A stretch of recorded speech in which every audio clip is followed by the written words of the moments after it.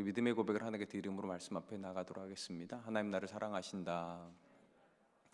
하나님은 내 인생에 크고 비밀한 계획 가지고 계신다. 하나님은 오늘도 나와 동행하셔서 그 계획 이루어 주신다. 아멘. 그렇게 될 줄로 믿습니다. 아멘.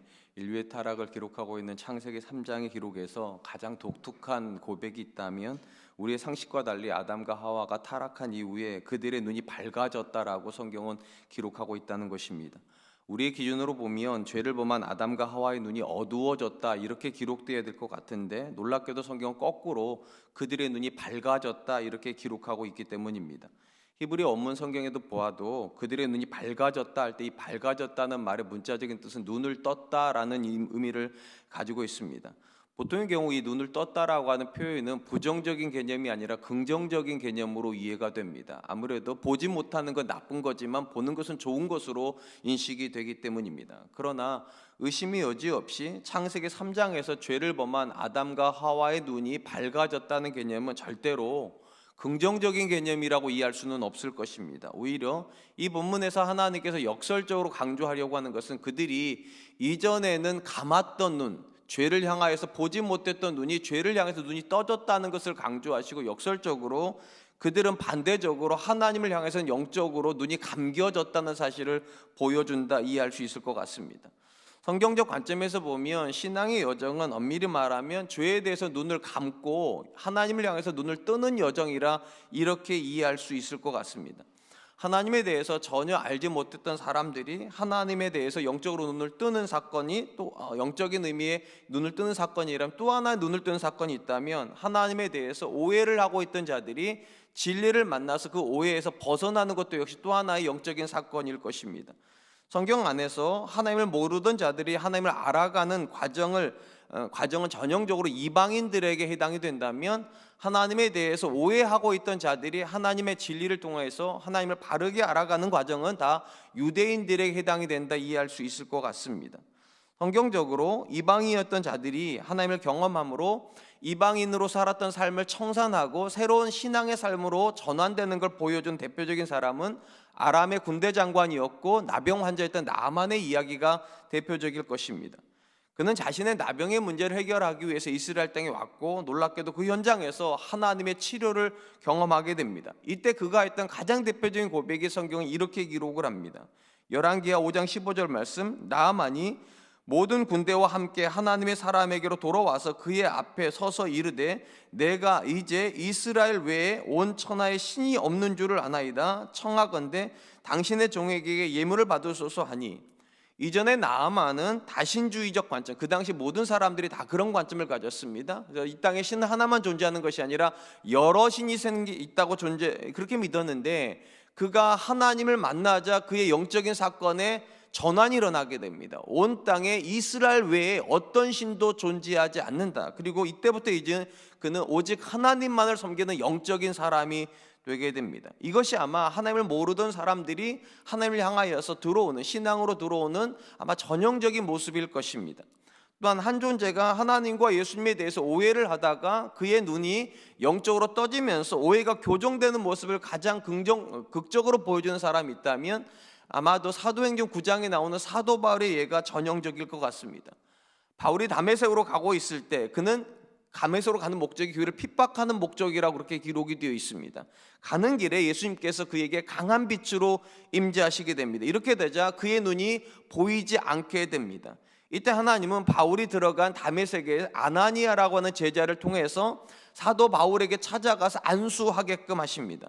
성경은 아나니아가 사도 바울을 만나서 안수를 했을 때 바울의 눈에서 비닐과 같은 것이 벗어지고 그가 보게 되었다 그렇게 기록을 합니다. 이는 바울이 이전에 예수님에 대해서 가지고 있었던 무지함이 벗어지고 이전에 그가 알지 못한 예수님을 진정으로 보게 되었다는 의미를 가지게 됩니다. 실제로 사도 바울의 인생에서 사도행전 9장은 전과 후로 나누는 굉장히 중요한 사건이 됩니다. 사도행전 9장 이전에 사도 바울은 예수님을 몰랐기 때문에 예수님을 핍박하는 사람이었다면 사도행전 9장 이후에 사도 바울은 예수님을 알므로 그분을 증거하는 사람이 되었기 때문입니다. 확실히 사도 바울은 영적으로 눈을 뜨게 된 것입니다. 오늘 우리가 살펴보게 될 본문의 말씀 역시 한 사람이 예수님 안에서 영적으로 눈을 떠가는 과정이 어떤 과정인가를 보여주는 말씀이라 생각이 됩니다. 우리가 지난 시간에 살펴본 것처럼 날 때부터 맹인이었던 사람은 그의 인생에 찾아오신 예수님께 순종함으로 눈을 뜨는 경험을 하게 됩니다. 문제는 예수님께서 이 사람을 치유하신 날이 안식일이었다는 사실이었습니다. 이 안식일 규정을 지키지 않는 예수님은 절대로 하나님께로부터 오신 분일 수 없다라고 주장하는 사람들과 하나님께로부터 오지 않았던 이가 어떻게 맹인의 눈을 뜰 수 있냐라고 주장하는 두 의견이 첨예하게 부딪히게 됩니다. 이 상황에서 바리새인들이 어떻게 하는가? 맹인을 낳았던 부모를 부르게 됩니다. 그리고 그 맹인이 정말 날 때부터 맹인이었는지, 그리고 이 사람이 어떻게 보게 되었는지를 부모에게 추궁하려고 합니다. 그런데 맹인의 부모를 통하여서 바리새인들이 확인했던 사실이 딱 하나밖에 없습니다. 이 사람이 본래 날 때부터 맹인이었던 건 맞는데 지금 내 아들이 어떻게 이렇게 보게 되었는지 우리가 알지 못한다, 이렇게 말을 해버립니다. 이에 바리새인들은 다시 이 맹인을 불러서 뭐라고 말을 하는가? 예수님이 죄인이라고 단정적으로 얘기를 합니다. 그리고 오직 영광은 하나님께만 돌려라, 이렇게 선언을 합니다. 근데 이 이후에 나오는 바리새인들을 향한 이 맹인의 고백은 굉장히 의미가 있습니다. 그는 이 고백을 통하여서 그가 육신의 눈만 뜬 것이 아니라 예수님을 만나는 경험을 통해서 영의 눈이 떴을 뿐만 아니라 그의 영의 눈이 점점 더 밝아지고 있다는 것을 보여주기 때문입니다.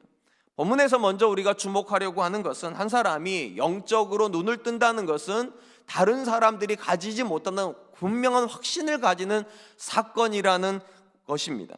본문에 보면 바리새인들이 예수님을 죄인으로 단정적으로 고백을 할 때 맹인이었던 사람이 이렇게 고백하는 모습을 보게 됩니다. 25절 말씀입니다. 대답하되 그가 죄인인지 내가 알지 못하나 한 가지 아는 것은 내가 맹인으로 있다가 지금 보는 그것이니라. 바리새인들은 그들이 가지고 있는 율법적 지식에 근거해서 안식일을 지키지 않는 존재는 하나님께로부터 날 수 없고 당연히 그는 죄인이다, 이렇게 보면 예수님은 죄인일 수밖에 없다라고 계속하여서 이 맹인을 향해서 설득을 하려고 합니다. 그런데 맹인을 설득하려고 한 이 바리새인들의 설득이 맹인에게 납득이 되지를 않습니다. 왜냐하면 결코 율법의 지식으로 설명이 안 되는 경험을 이 맹인이 했기 때문입니다. 그리고 맹인의 관점에서는 아무리 그들이 설득이 될 만한 지식을 주어도 이 지식보다 더 우선이 되는 것이 무엇인가? 그가 경험한 예수님이었습니다. 그는 이렇게 말을 합니다. 예수님을 알기 이전에 그는 맹인이었고 예수님을 만나고 나서 그는 눈을 보게 되었다는 것입니다. 이 분명한 사건이 그로 하여금 어느 편에 서야 될지를 결정하게 만듭니다. 그는 예수님 편에 서 있게 됩니다. 그리고 바리새인들의 주장이 절대적으로 이 맹인에게는 아무런 효과를 발휘하지 못했다는 것이 오늘 우리가 읽은 본문의 내용입니다. 우리가 교회에서 만나게 되는 사람들은 크게 두 종류의 사람이 있는 것 같습니다. 한 부류의 사람들은 지식적으로 신앙을 이해하는 사람들입니다. 이들은 오랜 시간 교회에 머물러 있었기 때문에 교회 문화와 익숙해지면서 자연스럽게 다양한 정보들을 얻게 됩니다. 성경 안에 존재하는 다양한 사건에 대한 정보를 알게 되고 인물들에 대한 정보도 압니다. 심지어 이들은 어떤 상황에서 신앙적으로 어떻게 반응해야 되는지를 어느 정도 알고 있습니다. 더더군다나 어떻게 기도해야 되는지도 압니다. 다만 그들의 신앙은 지식 안에만 존재하고 있고 지식에 근거해서 살지 않기 때문에 구체적으로 그들의 삶에서 하나님이 어떤 분이신지는 확인하지 못하고 있습니다. 상대적으로 이런 사람들과 전혀 다른 인물들도 교회 안에 있습니다. 이들의 신앙은 신앙 안에 있는 지식에 갇혀 있지 않습니다. 오히려 그들의 신앙은 삶으로 경험한 신앙이고 그들이 알고 있었던 말씀을 삶으로 살아내는 신앙이라고 이렇게 정의할 수 있을 것 같습니다. 그들은 말씀 속에서 그 말씀이 능력인 걸 경험하고 기도 속에서 하나님께서 어떻게 일하시는지에 대한 체험을 가지고 있으며 심지어 고난 속에서 어떻게 다가오시는지에 대한 구체적인 고백을 가지게 됩니다. 분명히 이들의 신앙도 출발점은 지식이었습니다. 그런데 앞에서 말씀드린 지식 안에 갇혀있던 사람들과 근본적으로 다른 것이 무엇인가? 이들은 자신들이 아는 지식을 살기 시작했다는 겁니다. 들은 말씀을 살고 배웠던 말씀대로 기도하면서 그들은 그들의 삶에서 다가오시는 하나님을 경험하게 되고, 이 경험이 그들의 영적인 눈을 뜨게 만듭니다. 그리고 이 눈을 뜨는 사건은 이전에 그들이 알고 있었던 지식에 대한 확고함을 더해줍니다. 그러니까 이들은 더 이상 지식으로 하나님을 알지 않습니다. 그들의 삶에 다가오신 하나님으로 알게 됩니다. 그리고 이들 주변에서 어떤 사람이 아무리 하나님에 대해서, 교회에 대해서 부정적인 말을 해도 이들은 절대 흔들리지 않습니다. 오히려 오늘 본문에서 이 맹인이 했던 고백처럼 내가 아는 한 가지는 내 인생에 하나님은 살아계시고 그 하나님께서 내 인생에서 일하셨다는 이거 하나 내가 안다, 이렇게 말하게 된다는 것입니다. 그리고 이런 사람의 확신은 어떤 지식보다 강하게 됩니다. 사무엘상 17장에 보면 골리앗과 싸움을 앞두고 있던 상황에서 다윗하고 사울이 대화를 나눈 장면이 나옵니다. 이 대화에서 사울은 다윗을 설득하려고 합니다. 왜냐하면 어린 다윗이 골리앗과 싸운다는 건 상상도 할 수 없었기 때문입니다. 사울의 설득이 이렇게 기록이 되어 있습니다. 사무엘상 17장 33절입니다. 사울이 다윗에게 이르되 내가 가서 더 블레셋 사람과 싸울 수 없으리니 너는 소년이요 그는 어려서부터 용사임이니라. 사울은 객관적인 사실을 가지고 이야기를 합니다. 너는 소년이고 저 사람은 너보다 어린 나이 때부터 전쟁에 익숙한 용사인데 네가 나가서 싸우는 건 상식적으로 납득이 되지 않는다, 이렇게 설득을 합니다. 그런데 이 객관적인 사울의 설득이 다윗에게는 전혀 영향을 주지 못합니다. 왜냐하면 다윗은 사울이 설득하려고 하는 그 이상의 경험을 했기 때문입니다. 상식적으로 설명이 안 되는 경험을 다윗은 그의 인생에서 이미 해버렸습니다. 다윗이 사울에게 이렇게 고백을 합니다. 사무엘상 17장 34절 36절입니다. 다윗이 사울에게 말하되 주의 종이 아버지의 양을 지킬 때에 사자나 곰이 와서 양떼에서 새끼를 물어가면 내가 따라가서 그것을 치고 그 입에서 새끼를 건져내었고 그것이 일어나 나를 해하고자 하면 내가 그 수염을 잡고 그것을 쳐 죽였나이다. 주의 종이 사자와 곰도 쳤은즉 살아계시는 하나님의 군대를 모욕한 이 할례 받지 않은 블레셋 사람이일까? 그가 그 짐승의 하나와 같이 되리이다. 어린 다윗이 곰과 사자와 싸웠다는 것, 그리고 그 싸움에서 죽지 않았다는 것 절대적으로 상식적이지 않습니다. 그런데 이 놀라운 경험을요, 다윗은 하나님께 순종하면서 경험을 해버렸다는 겁니다. 그러니까 더 이상 그는 이제 상식이나 객관적인 것에 묶일 수가 없어요. 왜냐? 다른 사람이 하지 못했던 영적인 경험을 해버렸습니다. 그리고 이 영적인 경험이 그로 하여금 이전에 자기가 보았던 사건에서 전혀 다른 관점을 주었습니다. 이전에 다윗은 객관적으로 접근을 했을 것입니다. 그런데 다윗이 곰의 발톱에서, 사자의 발톱에서 하나님의 건져주시는 사건을 경험하고 나서부터는 그는 상식에 매이는 것이 아니라 하나님께 매이게 됩니다. 그리고 하나님께서 놓아주시는 자리에서는 하나님이 일하신다는 확신이 있기 때문에 절대적으로 그는 지식에 매이지 않습니다. 적어도 오늘 본문에서 우리가 다시 확인하는 것도 마찬가지입니다. 왜 맹인이 바리새인들에게 설득이 되지를 않습니까? 이 맹인은 하나님을 경험한 사람이기 때문입니다. 지식으로 설득이 되지 않습니다. 왜 다윗이 골리앗과의 싸움을 말리는 사울의 설득에 매이지 않습니까? 그는 사울이 보지 못하는 무언가를 이미 본 사람이기 때문입니다. 그렇기 때문에 사울은 골리앗을 보고 있는데 다윗은 하나님을 보고 있습니다. 그것이 영적인 눈을 떴다는 것의 가장 중요한 메시지입니다. 한 존재가 영적인 눈을 떴습니까? 어떻게 확인할 수 있습니까? 그는 확신을 가지고 있습니다. 사람들이 절대로 설득할 수 없는 확신이 그의 인생에 들어왔다면 그는 영적인 눈을 뜬 사람이 틀림이 없을 것입니다. 사랑하는 성도 여러분, 영적으로 눈을 뜬 사람들은 반드시 기억하십시오. 지식이 중요하지 않습니다. 상식도 중요하지 않습니다. 그들은 자신이 경험한 하나님이 가장 중요합니다. 내 인생에 살아계신 하나님이 나에게 무엇을 원하시는지가 가장 중요하게 됩니다. 그런 점에서 우리가 다른 사람들처럼 무언가를 보고 있고 다른 사람들처럼 생각하고 있고 다른 사람들처럼 판단하고 있다면 우리는 반드시 한번 물어봐야 됩니다. 과연 우리는 영적으로 눈을 뜬 것이 맞습니까? 만약 우리가 영적으로 눈을 떴다면 우리는 절대로 그들처럼 보지 못합니다. 절대로 그들처럼 생각할 수 없습니다. 절대로 그들처럼 판단할 수 없어요. 왜냐하면 영적으로 눈을 뜬 사람들은 그들이 가지지 못하는 확신을 가지고 있기 때문입니다. 하나님이 살아계시고 그 하나님이 내 인생에서 일하신다. 혹시 우리 중에 아직도 이 하나님을 지식적으로만 아는 분들이 계시다면 제가 오늘 도전하고 싶습니다. 용기를 내셔서 하나님의 말씀에 순종하는 도전을 하시기 바랍니다. 우리가 오늘 보면서 만나고 있는 이 맹인은 예수님의 말씀에 순종하기 이전과 순종하고 나서 완전히 다른 사람이 되어버렸습니다. 순종을 하고 나서 그가 돌아와서 예수님을 향해서 고백하는 예수님은 더 이상 바리새인들이 말하는 죄인일 수가 없습니다. 그래서 그는 말하는 거예요. 나는 이 사람이 하나님께로부터 난 사람이라고밖에 생각되지 않는다. 왜냐? 내가 지금 아는 것 딱 하나가 있는데 나는 눈을 떴다는 것입니다. 우리 사랑과 은혜교회 성도님들도 이 고백이 있었으면 좋겠습니다. 당신들이 뭐라고 말하는가가 하나도 중요한 것이 아니라 내가 아는 것은 내 인생에 하나님 살아계시고 그 하나님을 내가 만났다는 사실이라고. 이것이 저와 여러분들이 하는 믿음의 고백이 될 수 있기를 축원드립니다. 두 번째로 눈을 뜬 사람의 신앙에서 보게 되는 두드러운 특징이 있다면 영적으로 눈을 뜬 사람들은 계속적으로 신앙이 성장을 경험하게 된다는 것입니다. 우리가 요한복음 9장에서 이 맹인의 고백을 따라가다 보면 이 맹인의 고백은 특별히 예수님을 향하여 사는 고백 속에서 계속적으로 변화하고 있다는 사실을 발견하게 됩니다.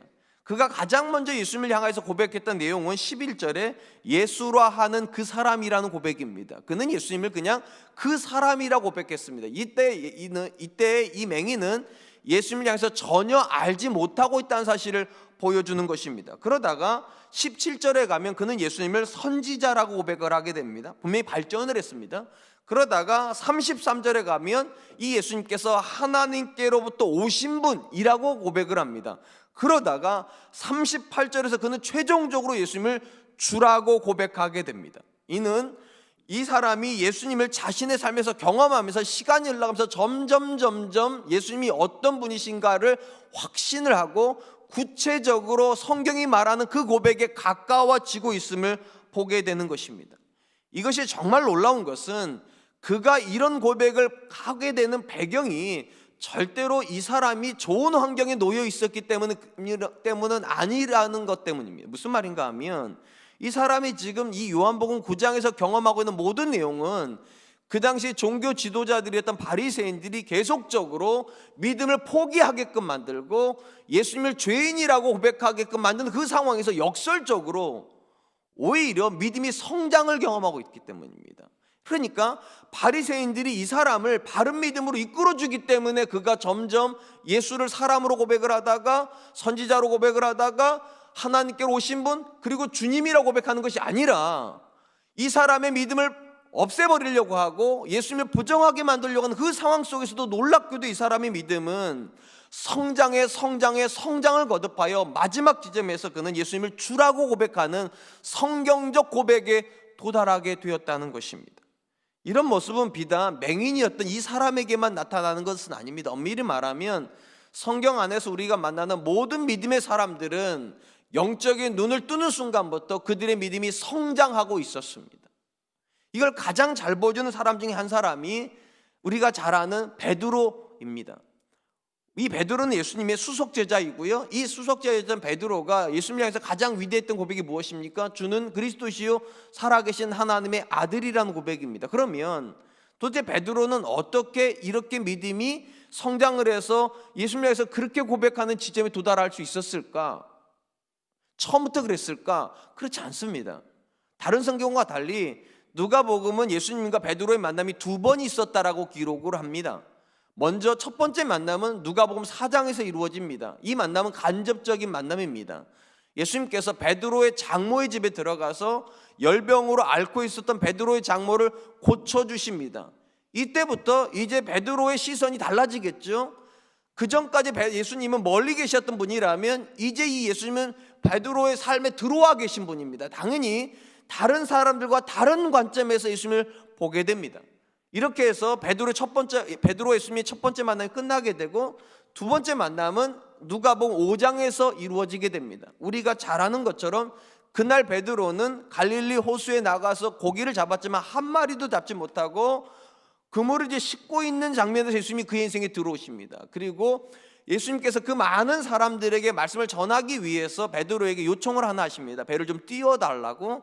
그렇게 해서 그 자리에 쓰셔서 말씀을 전하신 이후에 그물을 싣고 있었던 베드로에게 예수님께서 대뜸 뭐라고 말씀하시는가? 이렇게 말씀하십니다. 깊은 데로 가서 그물을 던져라. 깊은 데로 가서 그물을 던져라. 제가 앞에서 이렇게 말씀드렸습니다. 베드로가 그 밤에 한 마리도 고기를 못 잡았던 이유는 절대로 그물을 안 내렸기 때문이 아닙니다. 이미 그물을 내려서 열심히 했는데도 한 마리도 잡지 못했던 그 베드로에게 예수님이 뭐라고 말씀하시는가? 깊은 데로 가서 그물을 내리라고. 이때 베드로가 예수님께 이렇게 대답을 합니다. 누가복음 5장 5절 말씀. 시몬이 대답하여 이르되 선생님, 우리들이 밤이 새도록 수고하였으되 잡은 것이 없지만은 말씀에 의지하여 내가 그물을 내리리이다. 갈릴리 호수에서요, 잔뼈가 굵었던 베드로의 상식은 고기는 밤에 잡는 것입니다. 근데 지금 이 예수님께서 이 사람의 상식적인 생각에 도전을 하시는 거예요. 밝은 대낮에 물고기에게 그물을 내리라고. 더 놀라운 것은 예수님께서 이 베드로한테 그물을 내리라고 하는 지점은 베드로가 그물을 안 내렸던 지점이 아니라 밤새도록 그물질을 했던 지점에다가 내리라는 겁니다. 상식적으로 생각을 해보면 안 던져봤던 곳에 던지라고 그러면 가능성이라도 있어 보입니다. 그런데 예수님은 베드로의 두 가지 상식을 다 뒤집어 버렸어요. 밤에 잡는 고기를 아침에 잡으라고 하고 분명히 어저께 못 잡았던 지점에서 다시 가서 잡으라고 말을 합니다. 아무리 생각을 해봐도 이 예수님의 이 말씀과 이 상황은 베드로가 순종하기가 정말로 어려워 보이는 상황입니다. 그런데 베드로가 왜 순종해야 됩니까? 그는 예수님을 아는 사람이기 때문입니다. 그는 예수님을 경험한 사람이기 때문입니다. 그의 장모의 병을 고쳤던 예수님은 더 이상 그가 모르는 예수님일 수가 없어요. 더 이상 상식에 매일 수가 없어요. 더 이상 자기의 경험에 매일 수가 없어요. 아는 예수님이니까요.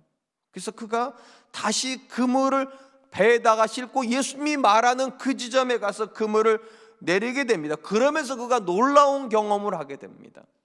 절대로 잡을 수 없다고 생각했던 고기를 잡는데 그냥 잡는 것이 아니라 혼자서는 끄잡아 당길 수 없을 정도로 물고기가 들어옵니다. 그래서 가까이 있었던 동료들을 불러서 2배에 가득 채우게 되었다. 성경은 그렇게 기록을 합니다. 이 상식적이지도 않고 경험적이지도 않은 이 놀라운 사건을 경험하고 나서 베드로가 예수님께 뭐라고 말을 하는가?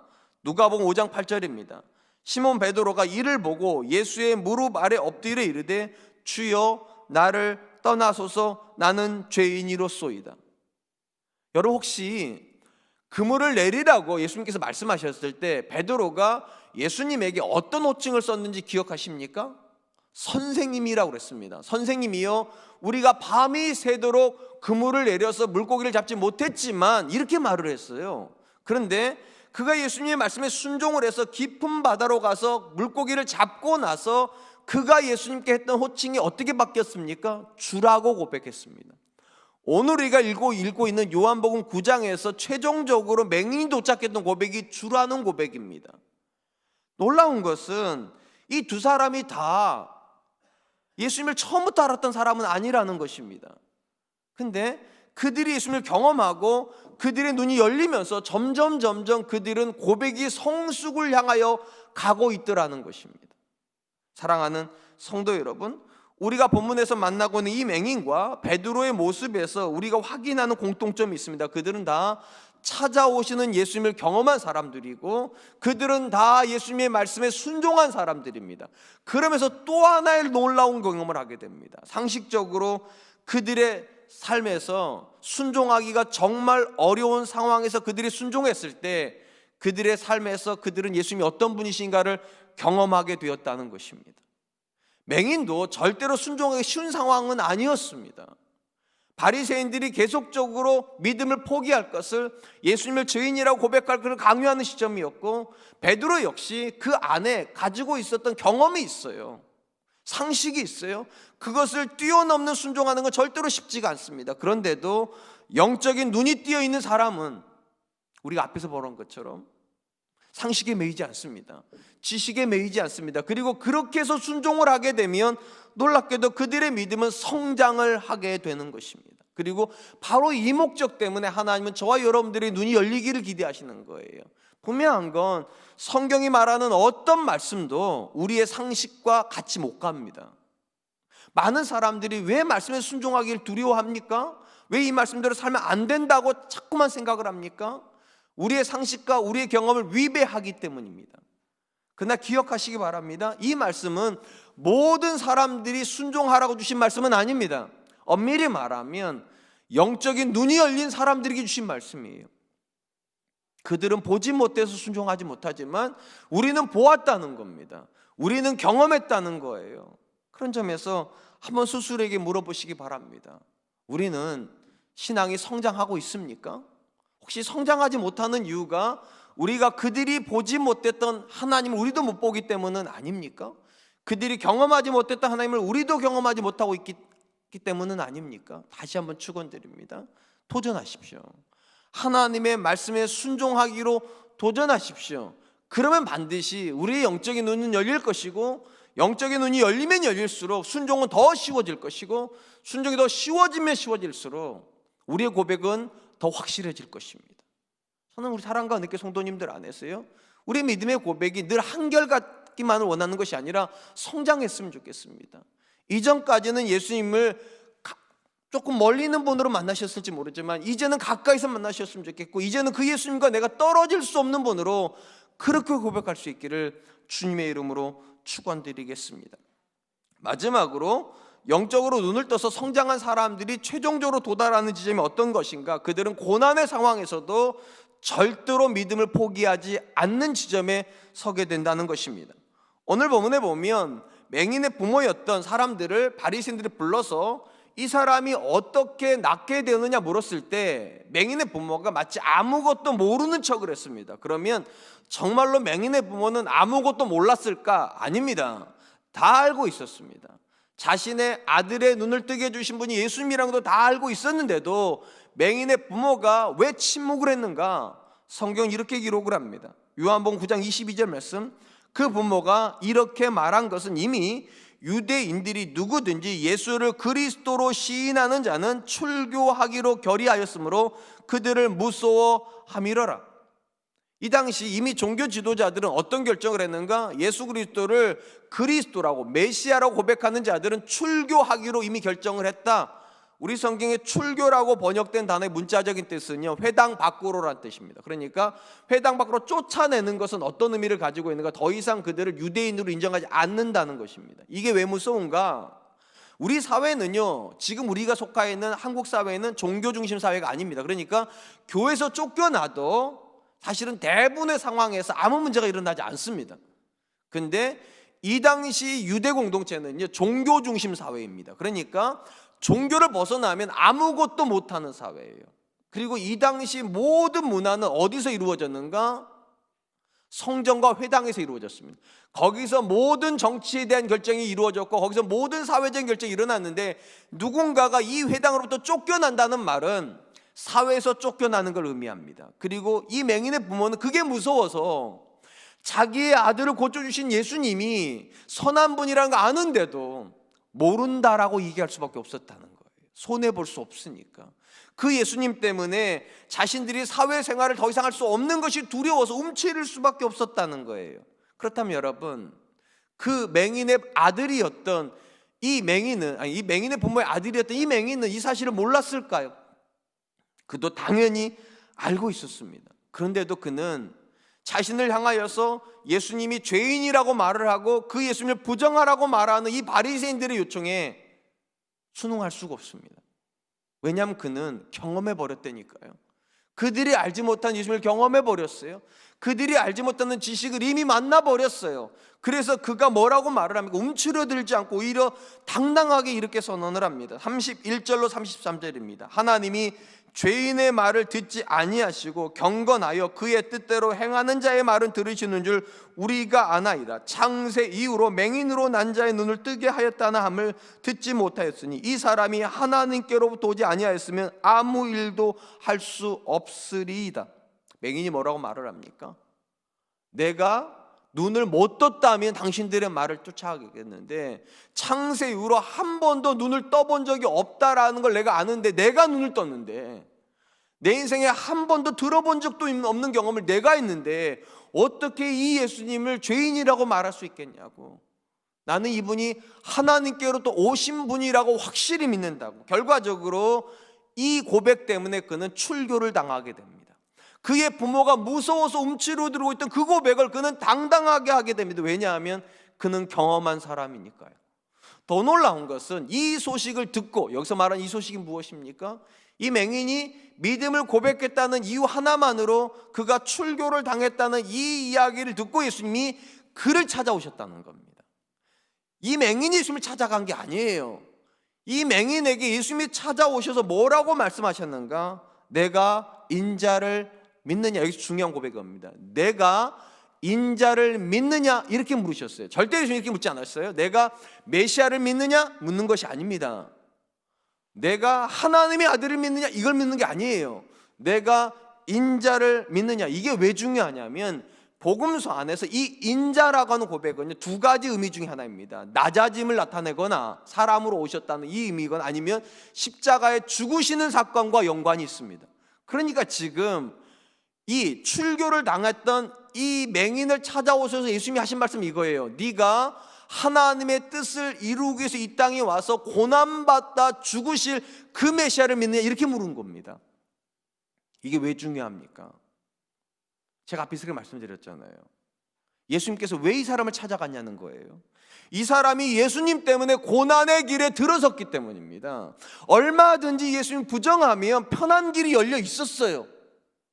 근데 놀랍게도 이 사람이 그 편한 길을 가려고 하지 않고 자기가 경험한 이 믿음 때문에 자기가 고백할 수밖에 없는 고백, 하나님께로도 오신 분이 예수님은 이 고난의 길로 가는 걸 보시고 예수님이 그에게 이렇게 말씀하시는 거예요. 네가 지금 바른 길을 가고 있다고. 그가 믿어야 될 예수님이 어떤 분이시니까? 인자이시니까요. 하나님의 뜻을 이루기 위해서 이 땅에 오셔야만 했고 그 하나님의 뜻을 이루기 위해서 십자가에 죽으실 수밖에 없는 예수님이라면 그분은 고난받는 메시아입니다. 그리고 그 고난받는 메시아를 믿고 있는 이 사람도 역시 고난의 길을 가고 있기 때문에 예수님이 그게 말하는 거예요. 내가 인자를 믿느냐? 그랬더니 그가 뭐라고 말을 합니까? 36절에 대답하여 이르되 주여 그가 누구시니까 내가 믿고자 하나이다. 결국 이 사람은 예수님이 제자가 되었습니다. 사랑하는 성도 여러분, 사도 바울이 하나님께서 한 사람에게 주시는 구원을 설명을 할 때 어떤 표현을 썼는가? 복음과 함께 고난을 받으라. 쉽게 말하면 복음이 들어가는 현장, 누군가가 복음을 받아들였다는 것은 그는 역시 어디의 길을 쓴다는 겁니까? 고난의 길에 선다는 것입니다. 왜 복음이 고난의 길이어야 됩니까? 간단합니다. 이 땅에 오신 예수님이요, 영광으로 오신 분이 아니라 고난으로 오셨기 때문이고, 당연히 그 예수를 믿는 사람이 고난의 길에 서 있는 건 너무나도 당연하다는 거예요. 그런 점에서 한 사람이 영적으로 눈을 뜨게 되면 그는 최종적으로 어디에 서 있어야 됩니까? 고난의 길에 서 있어야 됩니다. 남들은 그 길에 예수님이 안 보이기 때문에 성공하는 길로 가려고 합니다. 근데 영적으로 눈을 뜬 사람은 고난의 길에 예수님이 서 있는 걸 알기 때문에 거기로 가는 거예요. 그리고 바로 이 목적 때문에 하나님께 저와 여러분들의 눈을 열어주시는 것입니다. 한번 스스로에게 물어보시기 바랍니다. 우리는 고난의 길에 서 있습니까? 이걸 막연하게 생각하지 마세요. 하나님의 말씀대로 살려고 하냐는 거예요. 왜냐하면 하나님의 말씀대로 사는 게 절대로 쉽지가 않습니다. 그분의 말씀대로 자녀를 키우려고 하냐는 겁니다. 이거 절대로 쉽지 않습니다. 그분의 말씀대로 사업하려고 하십니까? 이거 절대로 쉽지 않습니다. 그리고 그렇게 하면 고난의 길에 설 수밖에 없어요. 그때 그 자리에 예수님께서 우리를 찾아오시는 겁니다. 제가 앞에서 말씀드렸지 않습니까? 성공의 길로 가려고 하는 맹인에게 찾아오신 게 아니에요. 예수님이 가시려고 하신 그 길을 가려고 하는 이 맹인에게 찾아오서 물어보시는 거예요. 내가 인자를 믿느냐? 고난받는 메시아를 믿느냐? 하나님의 영광을 위해서 자신의 모든 걸 내어놓는 그 예수님을 믿느냐? 우리에게도 똑같이 질문하십니다. 우리가 영적인 눈이 열려있기 때문에 우리가 고난받는 메시아를 믿습니까? 그렇다면 우리도 역시 그 길에 서 있어야 될 줄로 믿습니다.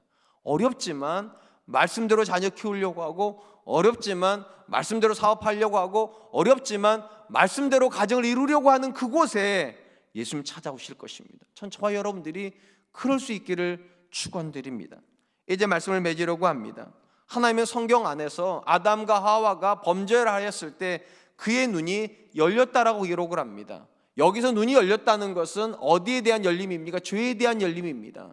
상대적으로 구원은 무엇입니까? 이 죄에 대해서 눈이 닫히고 하나님을 향해서 눈이 열리는 것입니다. 우리는 이것을 영적으로 눈을 뜨는 사건이라고 해석을 합니다. 그리고 오늘 본문에서 맹인이 보여주는 모습은 놀랍게도 그는 육체의 눈만 뜬 것이 아니라 영적인 눈도 떠졌다는 것입니다. 그러면서 그는 세 가지 과정을 우리에게 보여줍니다. 첫 번째, 영적으로 눈을 뜨자 그는 사람들이 가지지 못하는 확신을 가지게 됩니다.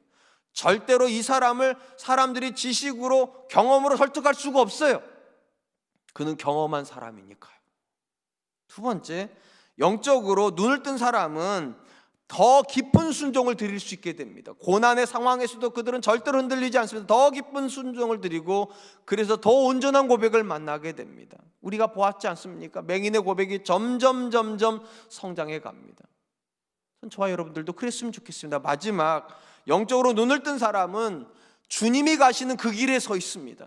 고난의 길에 서 있습니다. 예수님 똑같이 말씀하세요. 내가 인자를 믿느냐? 그리고 그 고난의 길에 서 있을 때 주님이 찾아오신다면 오늘도 우리가 말씀의 길에 서 있을 때 그곳에 우리는 예수님을 만나게 될 줄로 믿습니다. 그곳에서 우리를 향하여서 능력 주시는 하나님을 경험하게 될 줄로 믿습니다. 코로나 시절입니다. 아무리 생각을 해봐도 믿음이 성장하는 게 불가능해 보일 것 같은 상황입니다. 그러나 기억하십시오. 영적으로 눈이 열리면 어느 곳에 있든지 간에 어떤 상황을 만나든지 간에 그곳에서도 믿음은 성장할 것입니다. 전 저와 여러분들이 다시 만날 때 더 성숙한 성도님들로 만날 수 있기를 주님의 이름으로 축원드리겠습니다.